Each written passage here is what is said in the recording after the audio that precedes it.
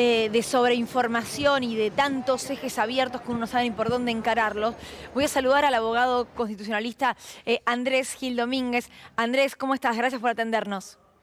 Buen día, ¿cómo están ustedes? Bien, a ver, a lo que fue el anuncio del plan de ajuste de Caputo se le sumó el DNU. Al DNU se le sumó las sesiones extraordinarias. A las sesiones extraordinarias, con un temario en particular, se le suma este proyecto de ley. Digo, ¿hay manera de abarcar judicialmente todo lo que se está proponiendo? Pienso en todo lo que se está violando incluso en esas proposiciones.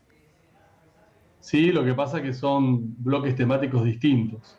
El decreto de necesidad y urgencia entra en vigencia mañana, ya tiene varias presentaciones, algunas con carácter preventivo, y ya sea que se habilita feria o a partir de febrero, estas causas traerán novedades, con medidas cautelares o eventualmente una sentencia de fondo, porque no hay nada que discutir acá más allá que una cuestión de puro derecho.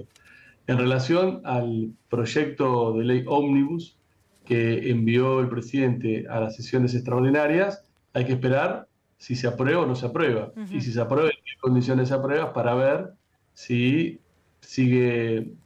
aquellas objeciones constitucionales que estamos haciendo al proyecto se concretan y es viable judicializarlas. Pero sí me parece importante destacar que con el llamado a sesiones extraordinarias y con el envío del proyecto de ley por parte del presidente y con la solicitud en uno de sus últimos artículos de este proyecto de la ratificación del decreto de necesidad de urgencia 70-2023, el presidente con sus propios actos está demostrando que no se dan las condiciones previstas por la Constitución para el dictado del decreto de necesidad de urgencia, que es que el Congreso no pueda funcionar. Él lo ha puesto en funcionamiento y le está pidiendo que en funcionamiento ratifique una norma que puede ser dictada cuando el Congreso no esté funcionando. Más claro imposible para que el primer juez que analice una medida cautelar dicte una medida cautelar urgente, porque es el propio presidente a través de sus actos que está demostrando que no se dan estos presupuestos. ¿Iri? Sí, doctor Irina Hauser lo saluda, buen día. Buen día. Hay un punto clave, me parece, de esta ley ómnibus, que es la delegación de facultades en el presidente en todos los órdenes prácticamente, ¿no? Y durante 2 años. ¿Esto es constitucional? La delegación legislativa está prevista en nuestra Constitución, en el artículo 76. Sí.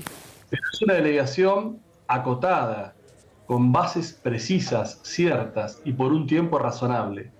Acá lo que se está proponiendo es una delegación con 16 bases imprecisas, abiertas, indeterminadas, que le permitirían al presidente gobernar por decretos delegados, más los decretos de necesidad y urgencia que él considera que puede dictar cuando quiere, clausurando definitivamente al Congreso y por un tiempo que duraría todo su mandato. Tenemos que recordar una vez más que nuestra Constitución histórica establece que aquellos legisladores y legisladoras que concedan la suma del poder público al poder ejecutivo son pasibles del delito de traición a la patria y de la pena de los infames traidores a la patria, porque nuestra Constitución prohíbe una transferencia total de las facultades legislativas y que se acumulen en el poder ejecutivo. Y este proyecto lo que hace, al igual que el decreto de necesidad de urgencia, es utilizar una herramienta que está en la Constitución, abusar de la misma, desviándose del ejercicio legítimo del poder, para operar una reforma constitucional encubierta y sin cumplir con los requisitos y con el procedimiento previsto en la Constitución, y para incumplir con tratados sobre derechos humanos que tienen jerarquía constitucional, sin seguir el procedimiento que prevé la Constitución para desligarse de las obligaciones internacionales. ¿Qué tal, doctor? Buen día. Hay uno de los artículos que da cuenta de que para reunirse, o si se reúnen más de 3 personas, estarían conformando una manifestación y que tienen que pedir una autorización, ¿no? Por tal motivo. Leí algunos análisis que hablan que esto es prácticamente equiparable a un estado de sitio o un estado de excepción. ¿Es pertinente la figura? ¿Limita en tal sentido el derecho a la manifestación? Ese capítulo es violatorio de forma integral de los estándares interamericanos emergentes de la interpretación de la Convención Americana sobre Derechos Humanos que ha hecho la Corte Interamericana de Derechos Humanos y la Comisión Interamericana de Derechos Humanos, y que en nuestro sistema, por imperio de la Constitución argentina, tienen jerarquía constitucional, porque es directamente prohibir el derecho a la protesta pacífica Claro. y penalizarlo. Claro. Es prohibir porque hay todo un esquema en donde hay que pedir hay que avisar y el Estado puede decir que no y que no autoriza, entonces hay una autorización previa, y si no se da la autorización estatal, hay una penalización con tipos penales muy amplios, muy ambiguos, con aumento de la pena para que la pena sea de cumplimiento efectivo. Entonces es la penalización de la protesta, del derecho a la protesta pacífica. Es la inhibición, es la prohibición absoluta mediante la vía penal, que es la peor de todas. Ahora, cuando uno comienza digo, a separar por ítems, a mí lo que me ocurre es que me empieza a marear. Por ahí me pasa a mí solamente, o porque estoy sobreinformada en un punto. Ahora, esto, Andrés, de meterte en un mismo DNU, lo que tiene que ver con ley de tierras, lo que tiene que ver con manifestación, lo que tiene que ver con derecho laboral, lo que tiene que ver con Código Civil y Comercial, lo mismo con la ley ómnibus. ¿Crees que es intencional? Digo, ¿crees que semejante ensalada y mezcolanza es intencional para que sea inabarcable justamente? No es una mezcolanza irracional. Esto es una estrategia de gobierno de alguien que intenta acumular en el ámbito del Poder Ejecutivo las funciones administrativas y las funciones legislativas. Y que eso fue lo que propuso durante su campaña, lo cual no es una novedad. Son modelos decisionistas, modelos autoritarios, modelos que utilizan las herramientas previstas por una Constitución para terminar devorándose a la Constitución y a la división de poderes. No es que esto es algo irracional, esto está bien pensado, está craneado, es una estrategia, y el intento es reformar la Constitución por fuera de los mecanismos y de establecer un sistema donde el Poder Ejecutivo concentre la función administrativa, judicial, y en cualquier momento, cuando empiece a sentir límites por parte del periodismo o por parte del Poder Judicial, también va a ir por el periodismo y por parte del Poder Judicial. Ahí quería ir, porque hoy por hoy están los ojos puestos en el Congreso Nacional, porque puede dar de baja el DNU, porque puede debatir en profundidad todo lo que tiene que ver con la ley ómnibus. Digo, es cuestión de tiempo ver qué hace el Congreso. Ahora, la justicia, ¿cuándo crees que nos va a demostrar qué posición toma? Y en la medida que vaya resolviendo los casos que van llegando. Si la justicia no actúa de oficio, salvo la justicia penal, pero la justicia no penal no actúa de oficio.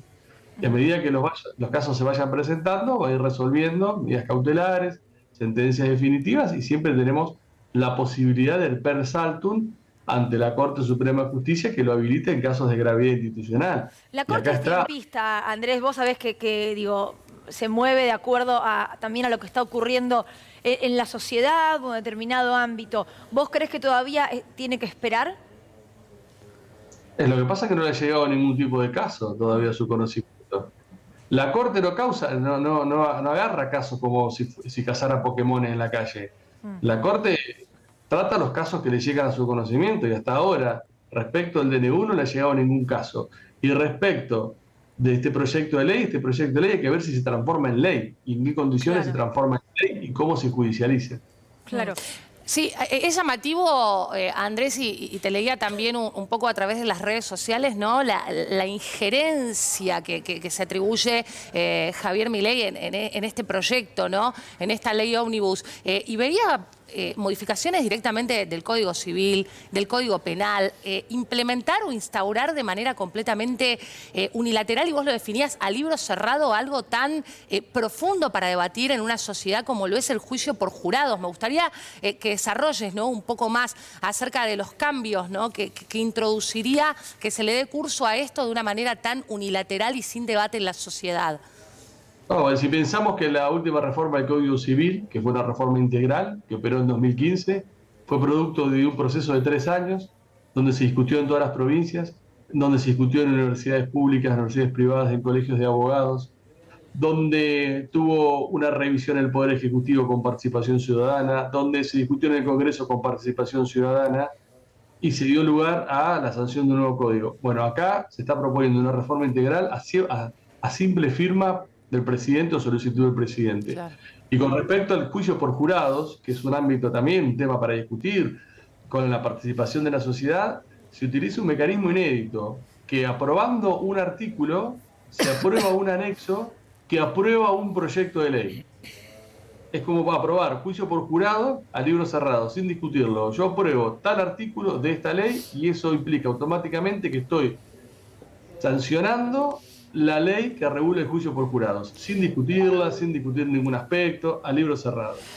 Bueno, durante su campaña, y recuerdo muy bien una entrevista en TN, a Javier Milei se le preguntó por el sistema democrático, si creía que era el mejor existente y nunca pudo responder, ¿no? Digo, nunca dijo, sí creo. Está dando respuestas, ¿no? Claro. Andrés Gil Domínguez, muchísimas gracias por tu tiempo. Te mandamos un abrazo. Muchas gracias a ustedes. Tengan buen día. Gracias.